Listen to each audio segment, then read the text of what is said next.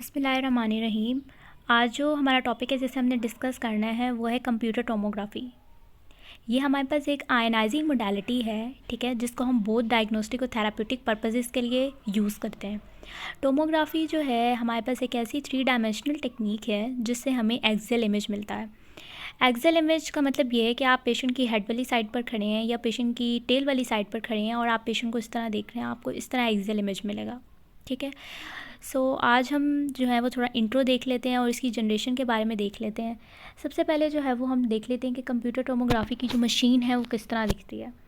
Computer tomography की जो machine है उसमें हमारे पास जो मेन कंपोनेंट होते हैं वो इसकी ये गैंट्री है, ठीक है, एक्सरे डिटेक्टर्स आ जाते हैं, टेबल आ जाता है एंड एक्सरे सोर्स आ जाती है। ठीक है। ये हमारे पास जो है वो कंप्यूटर टोमोग्राफी की मशीन है। इसको दिखाने का ये मकसद था कि आपके माइंड में एक चीज़ बैठ जाए कि कंप्यूटर टोमोग्राफी की मशीन जो है वो किस तरह दिखती है, तो फिर आहिस्ता आहिस्ता फिर हम चलेंगे कि इसकी जनरेशन जो है वो हमारे पास कैसे आई। सबसे पहले हम ये बात जैसे मैंने स्टार्टिंग में बताया कि हमारे पास ये आयनाइजिंग मोडालिटी है, तो इसमें जो आयनाइजिंग रेज़ हैं वो हम जो यूज़ होती हैं वो एक्स रेज़ हैं। ठीक है। और इसको जो है बहुत कॉन्शियस होकर यूज़ करना पड़ता है। लाइक इसकी प्रेगनेंसी में हम नहीं कर सकते क्योंकि ये हमारे पास जो है वो डेंजरस हो सकती हैं for fetus and both for mother. और सिटी का जो फादर है जिसने इसको इंट्रोड्यूस करवाया वो गॉड्सफ्री हाउंसफील्ड है और इसी की बुनियाद पर जो है वो इसे 1975 में जो है वो नोबेल प्राइज़ भी दिया गया। इसके बाद जो है वो हम लोग प्रोजेक्शन का कंसेप्ट देख लेते हैं कि हमारे पास प्रोजेक्शन क्या होती है। प्रोजेक्शन बेसिकली ये है कि इसमें सोर्स जो हमने पढ़ा एक्सरे ट्यूब जो है वो हमारे पास सोर्स है और डिटेक्टर जो है वो साइंक्रोनियसली मतलब एक साथ जो है वो मूव कर रहे होते हैं। ठीक है। तो हमेशा ये बात याद रखनी है कि हम लोग को सिटी में जब 360 प्रोजेक्शन कंप्लीट होंगी तो वो हमें एक इमेज प्रोवाइड करेगा। सो प्रोजेक्शन होता क्या है? प्रोजेक्शन में सपोज कर लें, ठीक है, ये हमारे पास एक डिटेक्टर है और सोर्स है, वो एक साथ मूव कर रहा है, वो इस तरह जाएगा, इस तरह, ठीक है, वो एक पॉइंट पर इस तरह गया और दोबारा जो है वो अपनी मेन पोजीशन पर वापस आया, तो हमें एक प्रोजेक्शन मिलेगी। फिर इसी तरह अगर हम सेकंड प्रोजेक्शन की बात करें तो हम थोड़ा सा जो है वो अपना एंगल थोड़ा टिल्ट एंगल जो है वो चेंज करेंगे और उसके बाद जो हमारे पास सोर्स और डिटेक्टर मूव करेंगे और फिर जो अपनी दोबारा पोजीशन पर वापस आ रही है हमारे पास है सेकंड प्रोजेक्शन। इसी तरह 360 प्रोजेक्शन जो है वो हम लोगों को एक इमेज प्रोवाइड करनी है ऑन सिटी। इसके बाद जो है वो हम लोग जनरेशन्स की बात कर लेते हैं। फर्स्ट जनरेशन को हम डिफेक्टो बेसलाइन भी कहते हैं। मींस फर्स्ट जनरेशन के बाद हमारे पास जो है वो सिटी में मॉडिफिकेशन जो है वो स्टार्ट हुई है। ठीक है। फर्स्ट जनरेशन में हमारे पास हमें पेंसिल बीम मिलती है, सिंगल डिटेक्टर होता है एंड इसका फर्स्ट जनरेशन में जो स्कैन टाइम था वो 5 मिनट्स था और इसमें बहुत ट्रांसलेशन एंड रोटेशनल मूवमेंट जो है वो हमें मिल रही थी। ठीक है।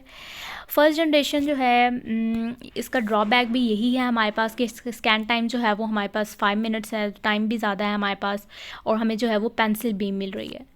उसके बाद हम बात करते हैं सेकंड जनरेशन में हमारे पास हमें जो है वो फ़ैन शेप बीम मिल रही थी जिसकी वजह से रेडिएशन की इंटेंसिटी इंक्रीज़ हो रही थी, लेकिन उसको जो है वो हम बो टायर फिल्टर से रिड्यूस कर रहे थे। ठीक है। और इसमें जो डिटेक्टर्स होते हैं वो मल्टीपल होते हैं और स्कैन टाइम 30 सेकेंड होता है और इसमें भी बहुत ट्रांसलेशन एंड रोटेशनल मूवमेंट होती है। अब हम लोग फर्स्ट जनरेशन को सेकंड जनरेशन से कंपेयर करें तो फर्स्ट जनरेशन में जैसे हमें पता है कि उसमें स्कैन टाइम ज़्यादा था, लेकिन सेकंड जनरेशन में मॉडिफिकेशन आई है तो इसमें स्कैन टाइम जो है वो उससे कम हो गया है। ठीक है। और फिर हम लोग बात करते हैं थर्ड जनरेशन की। थर्ड जनरेशन भी हमारे पास एक डिफेक्टो बेस लाइन है, मतलब थर्ड जनरेशन के बाद भी हमारे पास काफ़ी इसमें मॉडिफिकेशन हुई है।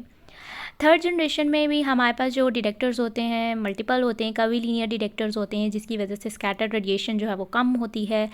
दोनों सोर्स और डिटेक्टर दोनों मूव कर रहे होते हैं।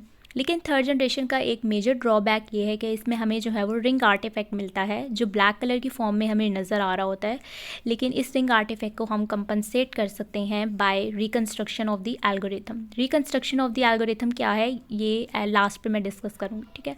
और थर्ड जनरेशन का भी स्कैन टाइम जो है वो 30 सेकेंड है। ठीक है।